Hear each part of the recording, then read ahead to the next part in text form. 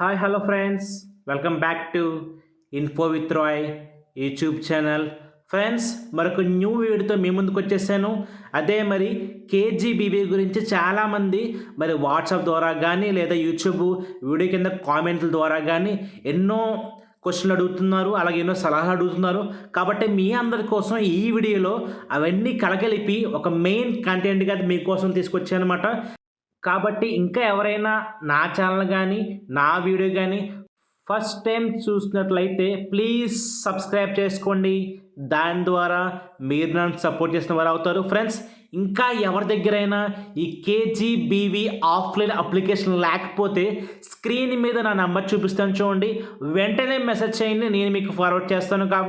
కాబట్టి ఈ యొక్క వీడియోలో పూర్తి సమాచారం ఉంది. ఇంకా దీనికి ముందు మరి కేజీబీవీ మీద 3 వీడియోస్ చేస్తున్నాను అనమాట. ఒకటి నోటిఫికేషన్ వీడియో, ఇంకోటి అప్లికేషన్ ఎలా ఫిల్ చేయాలని, ఇంకోటి ఏపీసీ ఆఫీస్ ఎక్కడ ఉన్నాయని. కాబట్టి పూర్తి సమాచారం వరకు ఆ యొక్క వీడియో చూడండి, తర్వాత ఈ వీడియో చూడండి, మీకు ఫుల్ క్లారిటీ వస్తుంది. ఫ్రెండ్స్, మరి ఈ యొక్క అప్లికేషన్ మీకు కావాలంటే స్క్రీన్ మీద చూపిస్తున్న నెంబర్కి మెసేజ్ చేయండి. ప్లీజ్ దయచేసి కాల్ చేయవద్దు. నా యొక్క వాట్సాప్ నెంబర్కి ఏదో ఒక మెసేజ్ పెట్టండి చాలు, నేను మీకు ఈ యొక్క అప్లికేషన్ ఫార్వర్డ్ చేస్తాను. అప్లికేషన్తో పాటు ఈ యొక్క నోటిఫికేషన్, అలాగే ఇన్ కేస్ నా దగ్గర ఏమన్నా మీ యొక్క జిల్లా రోస్టర్ డేటా, అంటే ఏ జిల్లాలో ఏ స్కూల్లో ఎన్ని వేకెన్సీస్ ఉన్నాయో అది కూడా మీకు ఫార్వర్డ్ చేస్తాను అన్నమాట. అలాగే నా యొక్క వాట్సాప్ ఛానల్ లింక్ని డిస్క్రిప్షన్ కింద యాడ్ చేస్తాను. మీరు దాంట్లో ఫాలో అయితే మీకు ఫుల్ అప్డేట్స్ ఎప్పటికప్పుడు వస్తుంటాయన్నమాట. కాబట్టి మీరు ఏ నోటిఫికేషన్ కూడా మిస్ అవ్వరన్నమాట. ఫస్ట్ క్వశ్చన్ చూద్దాం ఫ్రెండ్స్. మరి అప్లికేషన్తో పాటు ఏ డాక్యుమెంట్స్ సబ్మిట్ చేయాలి అంటే మీకు ఉన్న అన్ని విద్యా అర్హత సర్టిఫికేట్స్ సబ్మిట్ చేయాలి. దాంతోపాటుగా ఆధార్ మరియు అడ్రస్ ప్రూఫ్ మరియు రెసిడెన్స్ సర్టిఫికేట్ మరియు 4th class to 10th class study certificates మరియు క్యాస్ట్ సర్టిఫికేట్ మరియు ఇన్కమ్ సర్టిఫికేట్. ఇన్కమ్ సర్టిఫికేట్ అనేది కేవలం ఈడబ్ల్యూఎస్ వరకు మాత్రమే. కాబట్టి పైన ఉన్నది రెసిడెన్స్ ప్రూఫ్ ఏదో ఒకటి సబ్మిట్ చేసినా పర్లేదు, అన్నీ సబ్మిట్ చేయాల్సిన అవసరమే లేదు. అలాగే గెస్టెడ్ సైన్ మరియు స్టాంప్ దేని మీద చేయించాలి, అప్లికేషన్ మీద తప్ప మిగతా అన్నిటి మీద ఖచ్చితంగా చేయించాలి.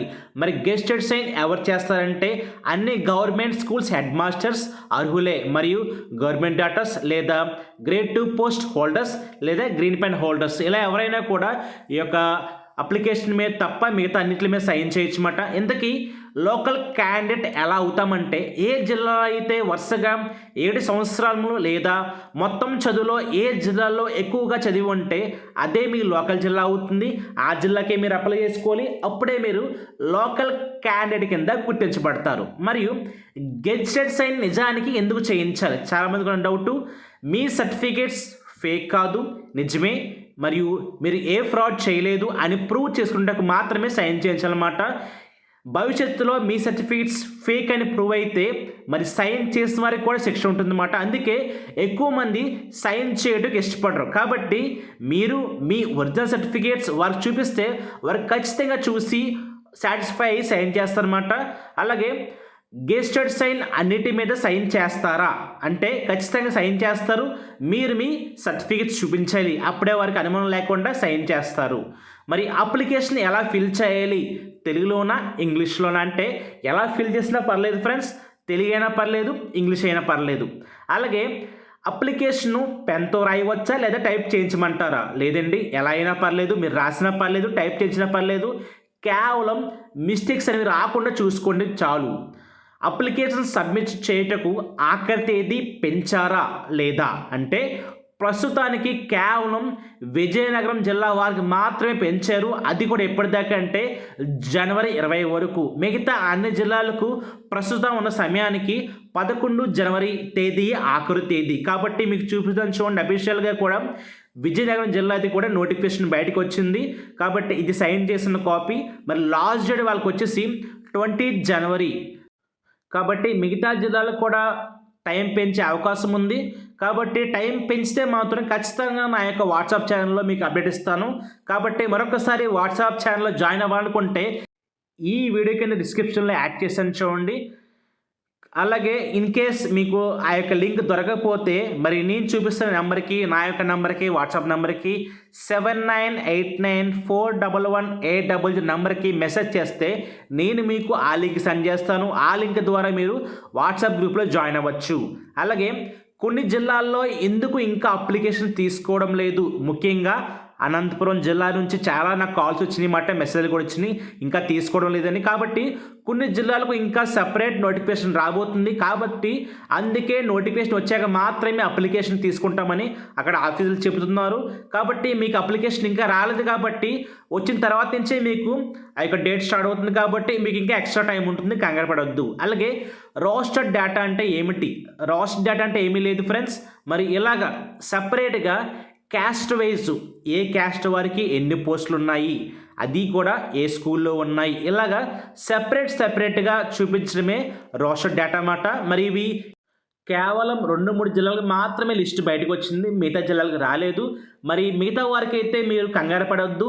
మీరు ఏ ఆఫీస్లో సబ్మిట్ చేయబోతున్నారో ఆ ఆఫీస్ బయట నోటీస్ బోర్డులో ఇలాంటి లిస్టులు ఉంటాయి. కాబట్టి ఎవరు కూడా మా జిల్లా రాలేదు కంగారు పడవద్దు, అన్ని జిల్లాలకి వచ్చినాయండి. కాకపోతే మనకి ఆన్లైన్లో అన్నీ దొరకలేదు కాబట్టి నేను మీకు ఇవి షేర్ చేస్తున్నాను. మరి కొన్ని జిల్లాలకైతే సపరేట్గా మీ ఆఫీసుల బయట నోటీస్ బోర్డులు అంటించారు, అక్కడ చూసి మీరు ఫాలో అవ్వచ్చు. అలాగే మరి అప్లికేషన్ ఆఖరి తేదీ 11 జనవరి, కానీ మరి 10 జనవరి అనేది 2వ శనివారం వచ్చింది.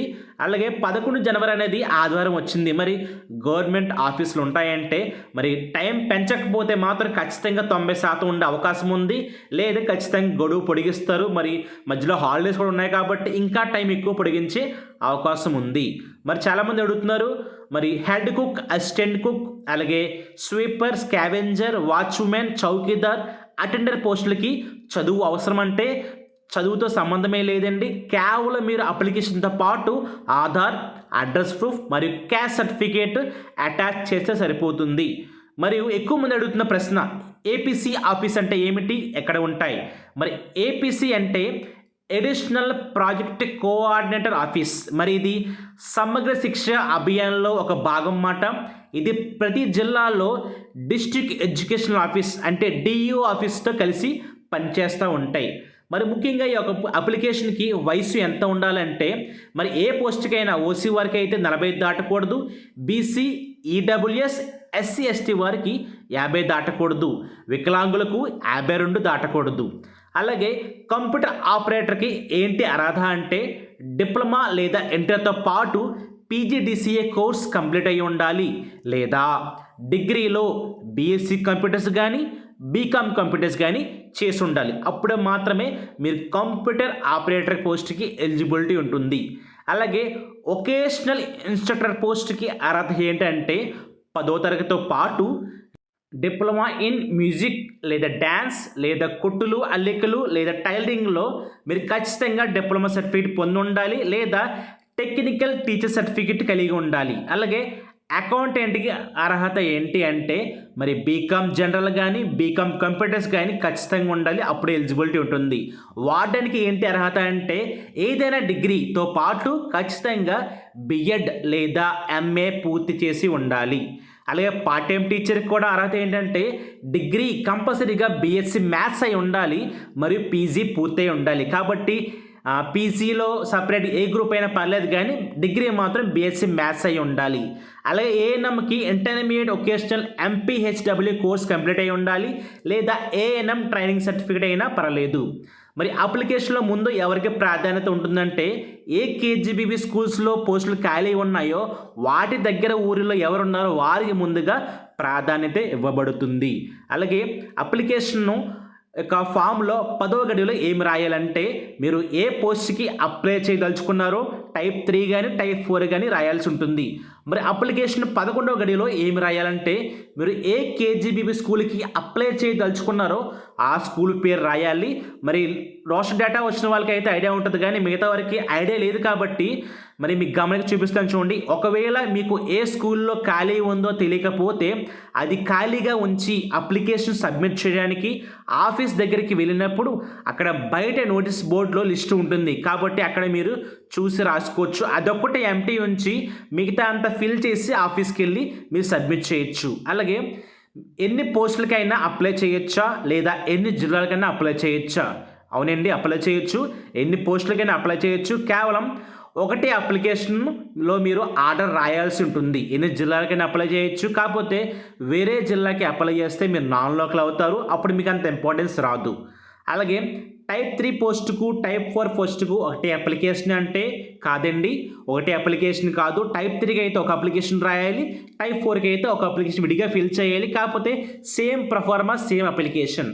అలాగే అప్లికేషన్ను ఆఫీస్లో ఎవరైనా మా తరపున వెళ్ళి సబ్మిట్ చేయొచ్చు అంటే అవునండి, ఎవరైనా వెళ్ళి సబ్మిట్ చేయొచ్చు. నో ప్రాబ్లం, వాళ్ళు తీసుకుంటారు. అలాగే అడ్రస్ ప్రూఫ్ కోసం ఏమి సబ్మిట్ చేయాలంటే ప్రస్తుతం మీరు ఉంటున్న ఐడి ప్రూఫ్ ఏ సబ్మిట్ చేసినా పర్లేదు. ఆధార్ కానీ ఓటర్ ఐడి కానీ. అలాగే అప్లికేషన్లో ఏ ఇంటి పేరు రాయాలి? అమ్మగారింటిదా, అత్తగారింటిదా? ఇది ఎక్కువ మంది అడుగుతున్న ప్రశ్న. అందరూ ఎక్కువ మ్యారీడ్ ఉమెన్ కాబట్టి మీ 10వ తరగతిలో మార్క్ లిస్ట్లో ఎలా ఉంటుందో అలాగే రాయండి. మిస్టేక్ లేకుండా. చదువు లేకపోతే ఆధార్ని బట్టి రాయండి.